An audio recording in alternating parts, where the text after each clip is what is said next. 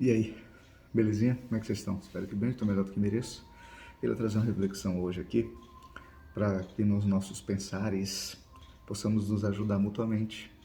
Espero não, tenho certeza que isso vai contribuir para você, porque não é simplesmente o que eu falo, é aquilo que você vai fazer a partir desse pensamento, resignificá-lo, trazer uma aplicabilidade para a sua vida.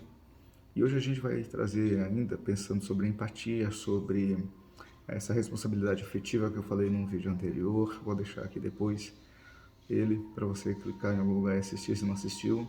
Inclusive queria te pedir para você nos ajudar, para você compartilhar os vídeos que você achar interessante, que você possa lembrar de alguém, para que você possa estar contribuindo com a vida dessa pessoa. Você comenta alguma coisa para a gente conversar, de repente trazer alguma clareza para a minha vida, sobre esses assuntos, alguma perspectiva diferente. E se você puder, quiser, for interessante para você, se inscreva. Inscreva para a gente aumentar um pouquinho o número de inscritos, e assim a gente possa fazer uso de algumas ferramentas a mais que o YouTube só permite mediante alguma quantidade de pessoas. Mas enquanto isso, a intensidade, os desejos e o prazer que me leva a fazer não vai mudar em nada isso. Bem, então pensando nessa responsabilidade afetiva, naquilo que é emocional e naquilo que tem ligação diretamente com a nossa fé também, a gente vai hoje conversar sobre o texto de Números, capítulo 12, que dá para a gente aplicar ambas essas situações. Eu vou fazer um resumo e eu queria que você lesse, depois são só 16 versículos, tá? O resumo é o seguinte: havia ali uma fala entre três irmãos, onde Deus teve que intervir. Tanto Arão e Miriam, por ser mais velho que Moisés, de repente trazer algumas cargas emocionais com eles. Não sei. A Bíblia não diz isso. Estou conjecturando até pela atitude da qual eles tiveram aqui. E antes também. Mas o assunto é aqui, nesse capítulo 12. E aí, eles vão criticar Moisés, vão conversar entre si. Mas olha que interessante. Você já ouviu dizer que as paredes têm ouvido? E Deus ouve todas as coisas. Sempre tem alguém em nossa volta. Quando a gente vai, às vezes, para um local mais longe possível, acho que ninguém está vendo, sempre tem alguém vendo. Esse se aplica totalmente aqui. De uma forma mais abrangente, obviamente, porque Deus ouve tudo, está em todos os lugares, no sentido da sua onisciência e onipresença, não da mistura da sua santidade, obviamente. Mas aqui, o texto vai dizer que Miriam e Moisés, eles começam a criticar Moisés porque ele tinha casado com uma mulher, uma cuxita, ou no caso, os textos vão apontar que era a própria Zípora, a esposa dele. E foi num contexto a qual ele tinha fugido lá do Egito, etc. Só que o que é complicado é que Deus não criticou isso, mas eles se acharam no direito de criticar e de se colocar em pé de igualdade com Moisés. Sabe, ninguém é melhor que ninguém, mas algumas pessoas têm algumas responsabilidades, alguns chamados, algumas posições diferentes umas das outras. E normalmente, não é regra, mas a gente costuma a olhar alguém que está em algum lugar, em alguma posição, e o que a gente faz normalmente é criticar, é a primeira ação, ao invés de querer ajudar, auxiliar. Sabe por quê? Porque nosso intuito realmente não é esse, não é de ajudar, é de se sobressair. De repente você poderia até fazer melhor realmente se estivesse lá. Mas a ideia não é essa, simplesmente. Não é isso que me eleva como ser humano, não é isso que me faz ter essa responsabilidade afetiva.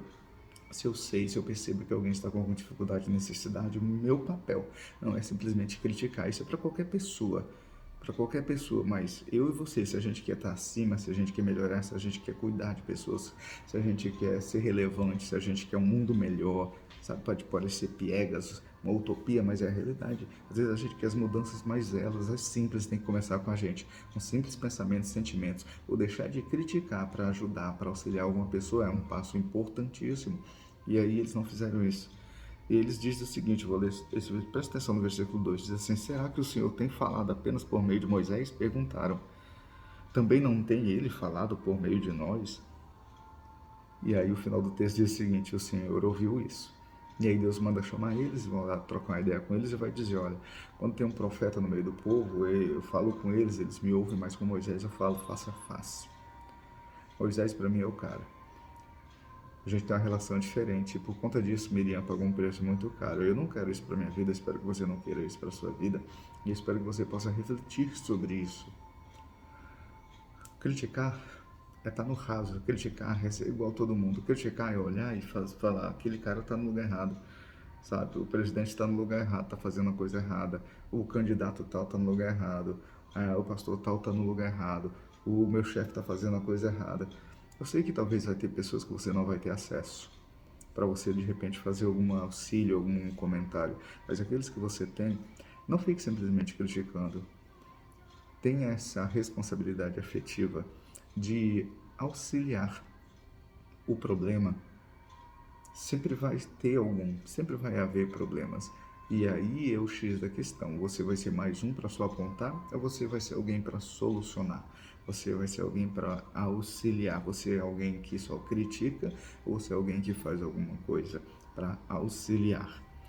Bem, Moisés, mesmo depois disso, ele pediu para Deus não punir eles desse jeito, para Deus ter misericórdia deles. Mas é interessante que Deus dá uma resposta para Moisés, eu não vou falar qual é, se você quiser saber, você vai ler lá. Mas Deus usou, é óbvio, da sabedoria divina dele, da direção dele, mostrou para Moisés o que era o correto. E aí, o que você vai fazer? Você vai ficar só criticando ou você vai fazer a diferença? Deixa eu trazer para o contexto hoje social também, no que diz respeito às mídias sociais, daquilo que as notícias estão apresentando. Eu sei que muitas vezes nós estamos nos deparando diante da televisão e vendo as notícias aí, seja de Petrópolis, seja da Rússia e da Ucrânia, e a gente comenta e tem vários pensamentos e críticas e posicionamentos e nervosismos diante de algumas coisas, mas eu queria te convidar para que você fizesse uso da sua fé, para que de alguma forma pedir a Deus para que ele possa intervir e cuidar dessa situação que tem impactado tantas pessoas inocentes que não tem nada a ver com isso. Tantos idosos, a gente vê nas imagens, tantas pessoas, crianças, que estavam vivendo a vida como eu e você. E foi interrompido esse viver natural que eles estavam para estar passando por momentos de terror. Não fique só criticando, você não pode ir lá, você não tem acesso a nenhum dos presidentes, mas você tem acesso a Deus. Aqui na perspectiva negativa, Arão e Midian criticaram eles e Deus ouviu e repreendeu eles. Mas eu e você estamos vendo essa situação e a gente pode não só criticar, mas falar com Deus porque Ele também vai ouvir. Aplique isso hoje dentro da sua casa. Possivelmente tem alguém, seu marido, sua esposa, seus filhos que precisam ser ouvidos. Tem uma situação com a qual estão envolvidos e você não deve só criticar, você deve fazer algo além. Você deve interceder, você deve ajudar, você deve se propor. Eu te convido a fazer isso, eu espero que tenha sido relevante para você. Pense sobre essa responsabilidade afetiva, a responsabilidade de um afeto, de uma emoção sua para com alguém. É isso que a psicologia pede para a gente fazer, se colocar no lugar do outro, ter essa empatia. É isso que a Bíblia nos orienta, que eu não posso ser simplesmente um crítico, mas eu tenho que ser alguém que auxilia a resolver os problemas, a ser um solucionador, não somente alguém que critica, tá bom? Um abraço e até o nosso próximo vídeo. Fui.